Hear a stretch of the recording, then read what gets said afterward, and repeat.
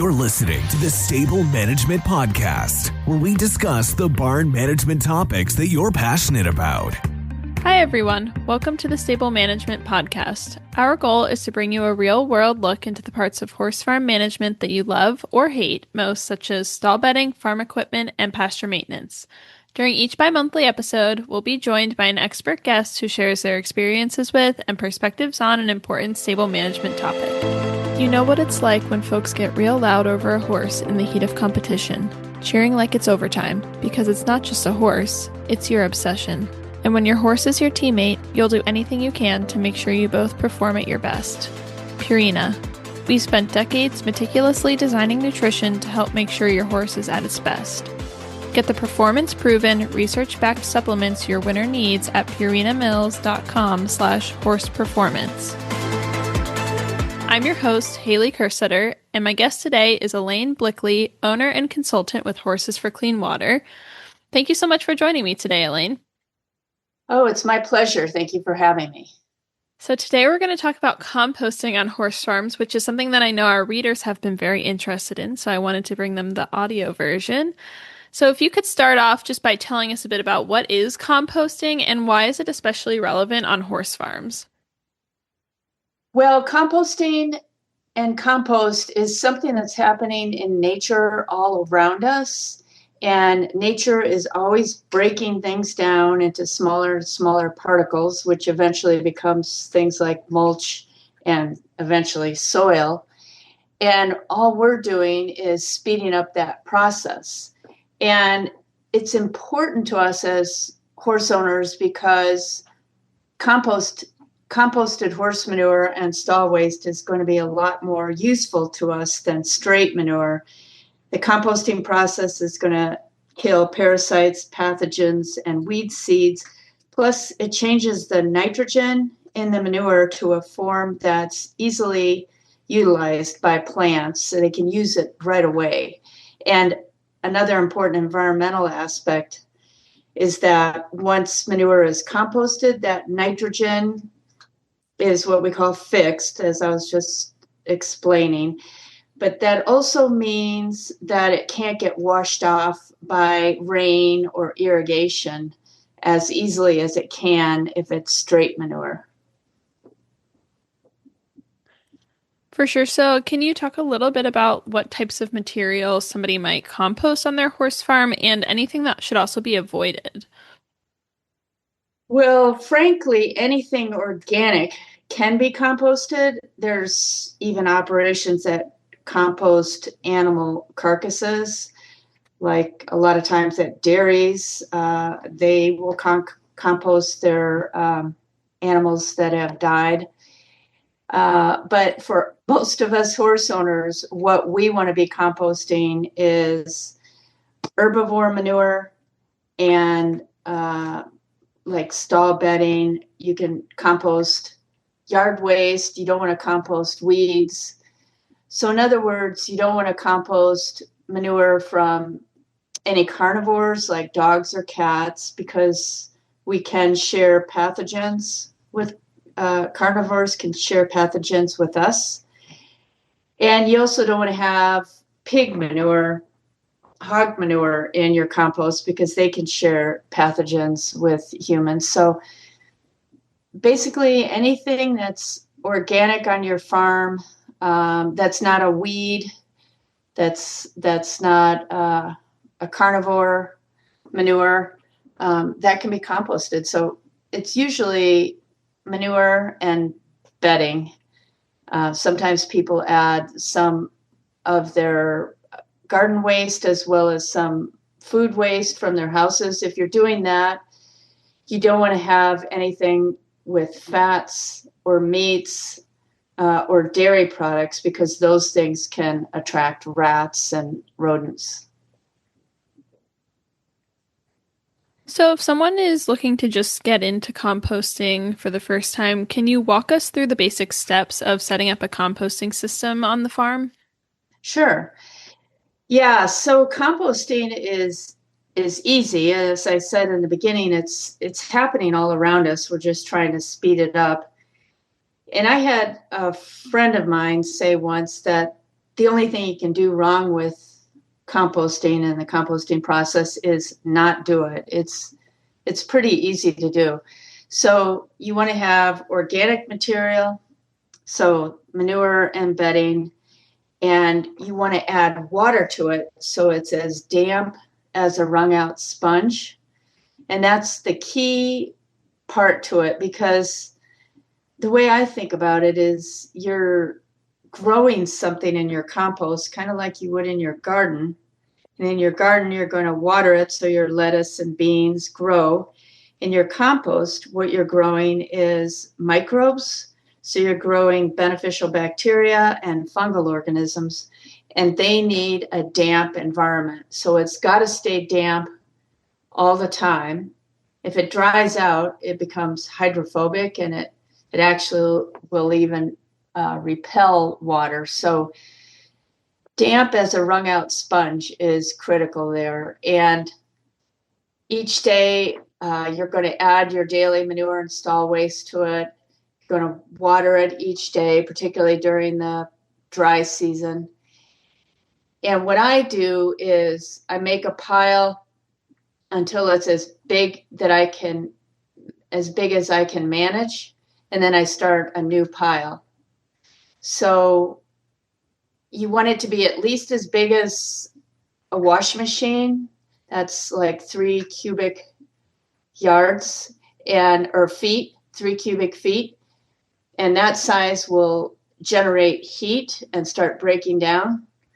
So depending on whether you have equipment or not, depends on how big you want to make it. If you don't have a lot of equipment, you might want to make each pile as big as a washing machine. If you have a tractor, you can make the piles bigger if you want. So can you tell us a little bit about how long it typically takes for horse manure and bedding to fully compost, and any factors that might influence that timeline? Sure. So you can compost. There's some systems and processes that will compost in 30 days. There's commercial composters that have equipment that can speed up that process and can have finished compost in as quickly as 30 days. But what they're doing is carefully managing the air and the water. So you always want your compost to be aerobic. That's the process of composting that has air. The anaerobic process is a bit stinky, or it can be. And that's usually the type of compost that's associated with bad odors. Commercial composters try to make sure it's always aerobic. So as far as the timeline on all of that, what I find for us horse owners that are composting at home, realistically, it's going to be 3 months to 6 months for a finished product. And it just comes down to how well you manage the air and the water. So if you can turn it frequently so that it has air in it, you don't have to turn it all the time, just occasionally, so that it doesn't get anaerobic and stinky. And if you can make sure it's always damp, your compost is going to happen a lot quicker, more like the 3 months. But if you're not able to get to it and it's just composting slowly, or if it dries out, it's going to take a very long time and it might not ever compost. So can you tell us a little bit about how you manage odors, insects, and runoff in your composting system? Yeah, great. Odors, insects, and runoff are important things to keep in mind. Starting with the runoff, that has implications for water quality, and we don't want to be polluting nearby water bodies. So you want to set up your compost system so that it's not near any kind of water body. So put it as far away as possible from creeks, ponds, wetlands, irrigation ditches. And then during the rainy season, if you tarp it, that will help keep the moisture that you want inside the pile instead of super saturating it and then having runoff. So tarping it during the rainy season is really important. Some kind of cover, a tarp, or if you can put it underneath a structure with a roof, that's even more convenient. And then insects, flies, and odors actually are both associated with fresh manure and not with the composting process. So if you're composting correctly, your compost should smell organic and more like soil and not so much like manure. So just composting in itself is the biggest thing for controlling flies and odors. You know what it's like when folks get real loud over a horse in the heat of competition, cheering like it's overtime, because it's not just a horse, it's your obsession. And when your horse is your teammate, you'll do anything you can to make sure you both perform at your best. Purina. We've spent decades meticulously designing nutrition to help make sure your horse is at its best. Get the performance-proven, research-backed supplements your winner needs at purinamills.com/horseperformance. So let's jump ahead a little bit to when you have a finished product. Can you tell us a little bit about how farms can turn this compost into this value-added product? For example, maybe they sell it or use it as a community resource. Okay, yeah, there's lots of good things that you can do with your finished compost. So first of all, let's talk about using it on your property. So compost acts as a time-released fertilizer. It's not a high-value fertilizer. It's actually a low one. So it's not going to burn your crops or your soils. And when you apply it, what you want to do is apply it in a thin layer. And you can do that a couple of times a year, but you don't want to put on more than like 2 or 3 inches total in a year. And you never want to put it on as thick that it's going to smother your grass plants or your garden, wherever you're going to apply it.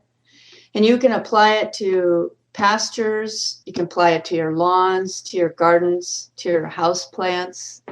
And we use ours in all of those. Then you can give it away to your neighbors or to people in your area that might be interested in it, gardening clubs, or you can sell it too. But what you want to be careful about is that some states have regulations as to what you can actually call compost. So you might want to look into that for your states, like California, Oregon, Washington. I know they have regulations so you can't necessarily call it compost. You might have to call it aged manure or something like that. I sell mine on Facebook Marketplace, but I've found out over the years that I can't call it manure because they don't like that word. They block it. So I call it composted, let's see, what do I call it? A composted equestrian stall waste. So I avoid the manure part.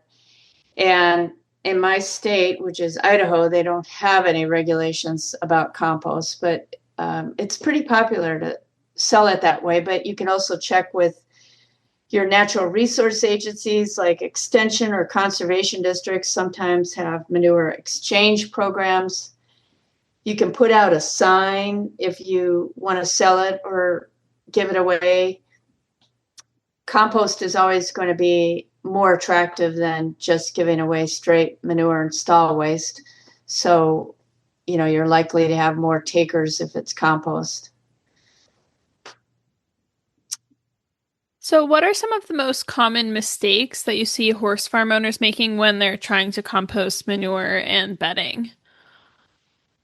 That's a really important one. And it's one real easy mistake that I see people making, and that's not keeping it wet or damp enough.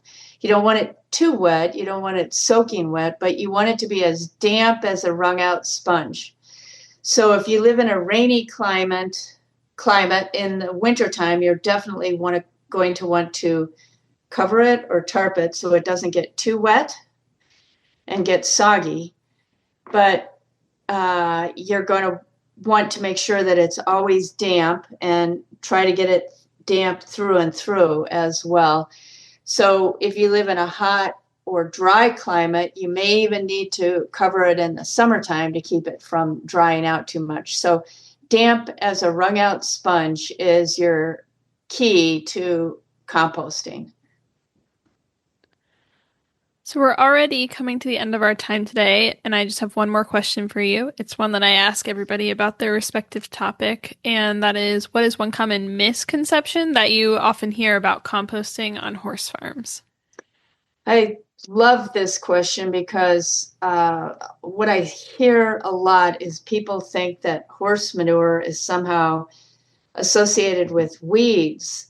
And if all of us horse owners think about it, we spend so much money and time and energy buying weed-free hay and sourcing good quality feed for our horses that weed seeds are not going to be commonly in our manure and compost. And where they're coming from is from the mismanaged manure pile that's stockpiling on a property. And weeds seeds will blow in that way because weed seeds are everywhere.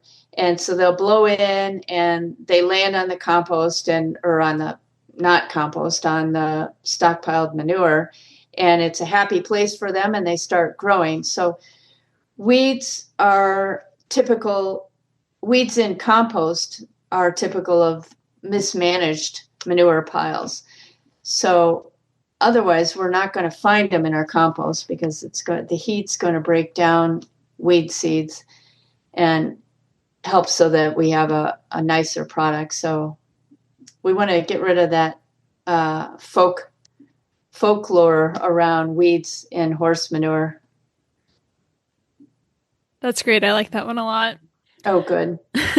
Unfortunately, that's all the time we have for today, but it's been awesome talking with you today, Alayne. Thank you so much for joining me.